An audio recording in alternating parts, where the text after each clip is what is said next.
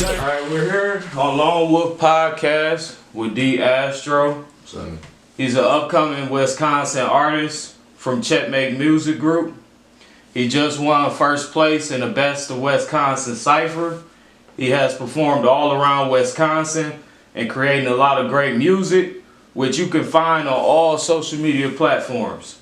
Here are a few of his tracks you should check out, like Fire Burning, Free Your Mind, Do You Right, and Whatever It Takes. Introducing D. Astro.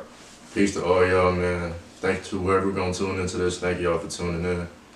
Get to know more about me right now in this time, and everybody else around me as well as I speak on whoever might come up. Thank you, Rico, and Lone Wolf Productions for the opportunity presented to me, you know what I'm saying?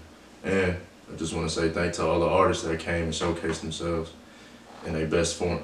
Like, for real, y'all gave me something to be motivated about, no matter what would have happened. So I appreciate all that. All right. So how we gonna start off? We're gonna start off with the people that ask questions. The first person we're gonna start with is Elijah Determined, aka Dubsack. Boy.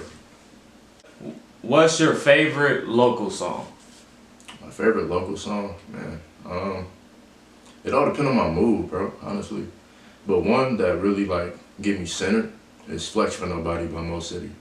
Because he kind of humbled himself. Like, he wanted to talk shit in the song, so for him to put that out and be very humble and passionate about it at the same time, you can hear it in his music. He's a really cool guy from what I know too, so that's definitely one I can always go back to and appreciate. And you say his name, Mo City? Yeah. I ain't never heard of him. M-O''City.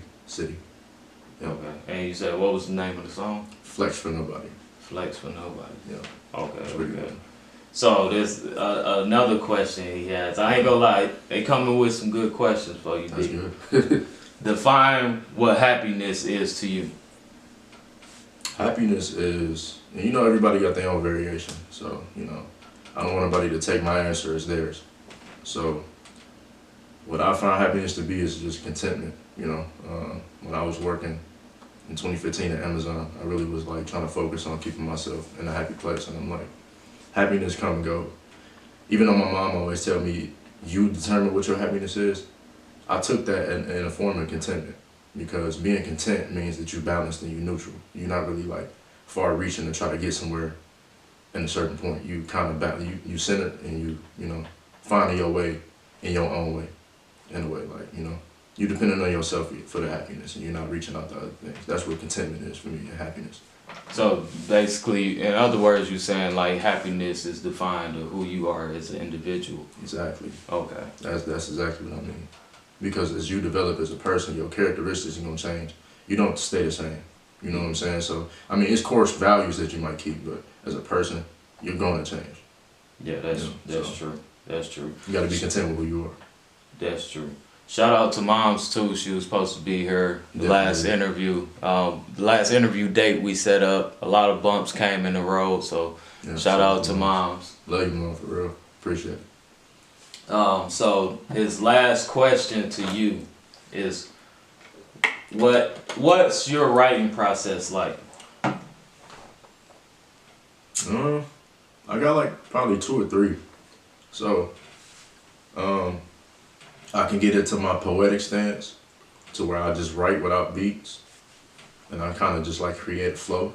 I find a beat. What I do is I play the first. I play before the beat drop. I play that and then play it until the chorus might end to where the verse start. Or if it start, I feel like if it can start with a verse, I'll play it for a few seconds and I'll stop. And I just continue to write. I don't play the beat that much. A lot of people like if you freestyling, just going on the beat, they continue to play it. And it throw me off a little bit. So I'd rather just stop what I'm doing, hearing the beat, and then just continue to write, come back to it. Because I got a good memory with hearing, So you listen to the beat for a little bit and then kind of try to vibe to what that beat is. Okay. Elijah Determined is funny as hell too, because he asked a question, bro. Do you shower with socks on or off? If I could tell the truth, no. Hey, I shot with him off, bro. When I think that question, man, it had me dying last night. I don't want no foot fungus, man. Cause I'm like, who the hell showers with socks on? You gotta be, you gotta be going through some things. Hey, we all get there, bro. I understand. Yep. So the next person we're gonna get into is a real good buddy of both of ours, DJ Chris. Let's go. He asks, what is your deepest fear? My deepest fear? Man, I'm gonna say as a man, you know, like we all have our downs and our insecurities, and we don't have the best support sometimes. So my deepest fear is not being able to motivate myself every day to do what I gotta do, because sometimes I do get lapses where like I just be, you know, in a zone and I don't really like want to be involved in anything. So I might just do what I gotta do to distract myself. So my deepest fear is that, alongside not knowing what my deepest fear is, man. You know, so that can go kind of far too. Like, you might run into something that can cause you to get a really traumatic experience, and you ain't prepared for it. So yeah, so like for me, that subject, like, I can relate to as well, because it's like, for men, our deepest fear is we can't express ourselves fully. yeah, And we gotta basically do it behind closed doors, and, you know, basically like a shadow. yeah, Like, no one, you can see it, but you can't see what it's doing. yeah, You know what I mean? So, like, I believe every man's deepest fear is, like, being able to express your emotions. yeah, Like, in the correct way, to where instead of people looking at it like, oh, he's a punk for crying, or he's not strong for crying, they like, hey, what is this man crying about? Like, trying to see what's wrong. You know what I mean? And tend to what he need as an individual, and that's just, if he just needs someone to talk to. You know what I'm saying? Somebody to, you know, vent certain shit, because, you know, as men, we can't talk about certain shit. Like, it be stuff that happened to us. It's like, as a man, you gotta sit back and just be like, okay, I gotta deal with this alone. Like, you be wanting to talk to people and express yourself to, you know, to help you get that comfort zone, if that makes sense. yeah. You know what I mean? Definitely. But it's like, at the same time, it's like, damn, what you was taught as a child is men don't do this. Men are to be a certain way and a certain way only. And I just believe we living in a society today where men need to grow out of that and know it's okay to, you know, express your emotions. Like, that's part of being a human being. Every human being has emotions. Exactly. Like, you have it for a reason. Right. You know what I mean? Like, and most men don't know, like, when you do go through them emotions, like, it's like self-healing to you and your soul. Like, it's self-cleaning your soul and everything. Like, when you sit there and cry, you cry for like 30 minutes. And I guarantee your whole mindset is going to change after you done expressed that emotion and got it out. Yeah. You might even have a conversation with yourself or someone else. You know what I mean? Every genius talks to themselves. Yeah. So I do it a lot. Don't ever think you're wrong for it. I used to think I was crazy as hell for talking to myself, you know, because of how society teaches you. Like, all people that talk to themselves, they loony, they crazy, and this and that, and that's not the case. You know what I mean? I would even say, man, like, what we lack is balance. Yeah. Like, you know, it's okay to cry, but don't cry too much. True. You know what I'm saying? Like, don't let, you know, people tell you that it's not okay. Because at the end of the day, they not there to suffer with you. You know what I'm saying? If they is there to suffer with you and they see you suffering and they not allowing you to be who you are, they not for you. Yeah. You know what I'm saying? Like, don't allow them people to be in your life. Yeah, that's true. They're stopping a lot of progress with yourself spiritually. You know, you got to heal your soul. You got to heal your spirit. Heal your body and your mind, you know. So. Yeah, because you do have to get to that point. Like, let's say you went through a heartbreak or a death. You gonna grieve. You gonna go through emotional, physical, and mental experiences that you probably never felt before. Exactly. And it's like a abyss that you stuck in, right? Yeah. And if you express too much emotions for too long, you can be caught in this abyss to where you can't get out, and now you depressed, now you suicidal, all these thoughts, you know what I mean? So like you said, to touch on what you said, it's like you have to get to a point to where it's like, okay, this stuff happened to me, but at the same time, like, okay, I need to move forward. I need to put this behind me, move forward, so that I can progress not only spiritually, mentally, but physically.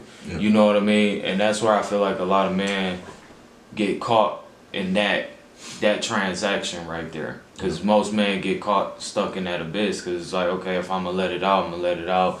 And then I'm going to just keep dragging it on like this happened to me. But it's like you got to get to a point where you snap out of it. You know what I mean? And you start doing basically what I like to call it, basically loving yourself again. You know what I mean? Fall in love with yourself again. Because that's what majority of us as men don't do. Like, we don't fall in love with ourselves. We're too busy trying to love other people, and you don't even love yourself. So yeah.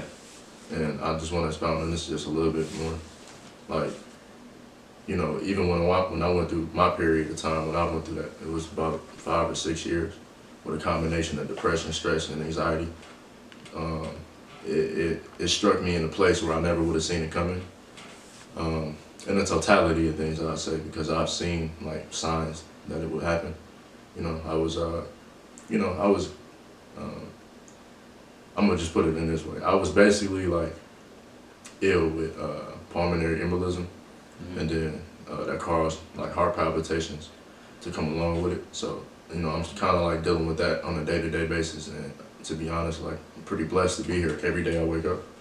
You know, I had a choice to stay here or leave, and I chose to stay. And it's guided me this far ever since.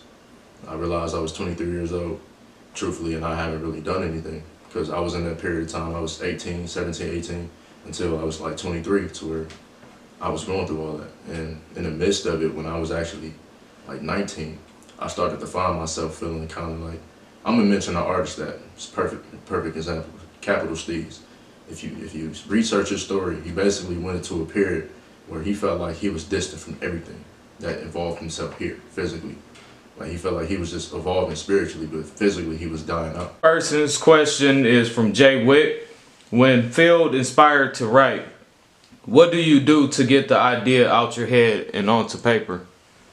Honestly, this kind of stemming from, I think, one of the Dubsack questions. So I basically like try to play with words, you know, like if you ever even heard of etymology, it's very important, because that's pretty much like the basis of all languages. That breaks down the denotation of words instead of the connotation. And basically I try to find different ways to say different words. And so I really be trying to also find a rhythm with the words. I try to break down syllables and find rhythms. I'm still practicing on it. I'm definitely not like the greatest at it, but it come with a process too. Like, I literally just go in. Sometimes I just feel like, you know, it ain't me. I feel like I'm channeling thoughts to just be able to spread out to the world. You know what I'm saying? I don't do this to gain notoriety for myself. I do this to fulfill my purpose, as I put it. You know, so it's just all flow, basically. Okay. The next person that had a question is Alex, aka Rosario. Do you use Cmos? I do. Temporarily, like, or even just like different periods of times. When I first found out about it, I had the plant itself to where I had to wash it, drain it from the sand being in the bag itself and all of that, and I used it. I probably used it in an improper way, to be honest, because I just, you know, just started out using it. I blended it with like spinach, kale, and all that other stuff, like different fruits. So I just used it as a blend. But I started to buy Cmos gel just recently, and it's pretty good. It gave me some energy. But you also, when you take in that type of stuff, you have to make sure that you ain't like countering it. Because if you gonna eat some fast food after, ain't no point in you really taking it. You know what I'm saying? Like, it might trump it at a point in time, but then you stop in full progression of what the benefits can be. So, like, make sure that you taking care of yourself and you being disciplined with what you're doing, because that's what I do sometimes. I be, I be in a mood so much sometimes that I don't even be thinking about, certain stuff. So. Okay. Yeah, because I did some research behind that too as well with Dr. Sebi and his family. That's who really put me on it. It has a lot of benefits to it, but you also have to be careful because since he passed away, his family been saying that the government has tainted with his products. So do that to everybody. Yeah, so be careful with that. The last question from AK Rosario is, out of the 7 chakras, where do you think you are at right now? The heart chakra, for sure.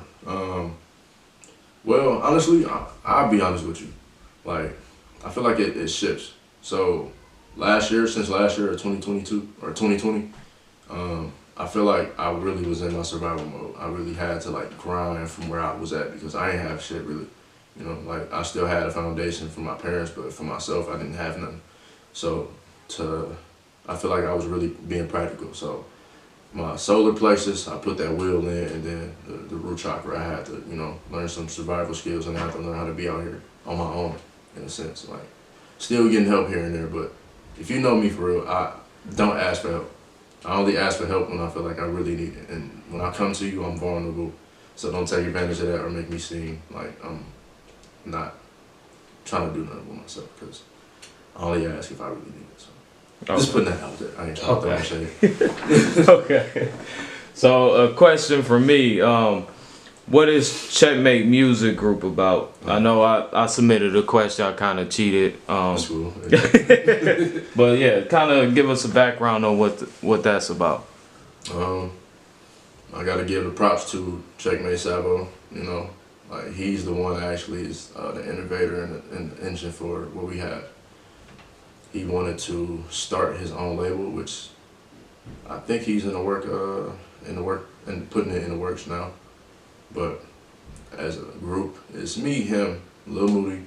Shout out to Lil Moody, doing big things, man. Just keep working, stay consistent, bro, and you will get the benefits that you're working for. Also 700 Stony, free him. He locked down right now, but he's showing a lot of drive and a lot of determination for himself, and he affiliated most of the time, I say. And we got like Tyrello as well. You got Young Beezy. Shit, there's so many people. Juicy Monroe, Marcus Porter, and coming down to like people that don't even do the music. You got like Side TV, Justin. Shout out to him. We're going to be doing 2 music videos probably next month, so just be looking out for those. Go sub to his channel on YouTube or anything else that he might have. Yeah, shout out Justin. And also, make sure you sub to Lone Wolf Productions. You watching the fucking interview, so make sure you...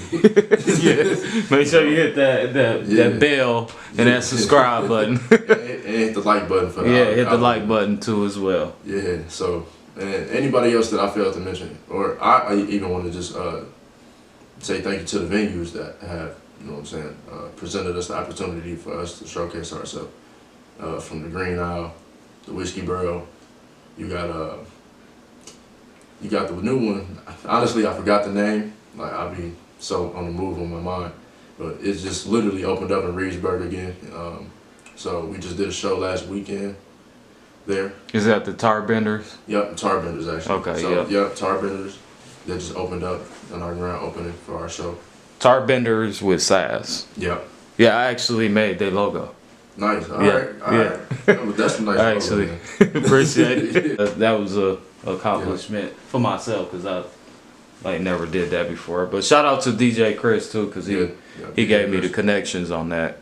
So shout out Chris. Yeah, he been putting in a lot of work for us too. So yeah. How would you describe the music you create? Soulful, poetic,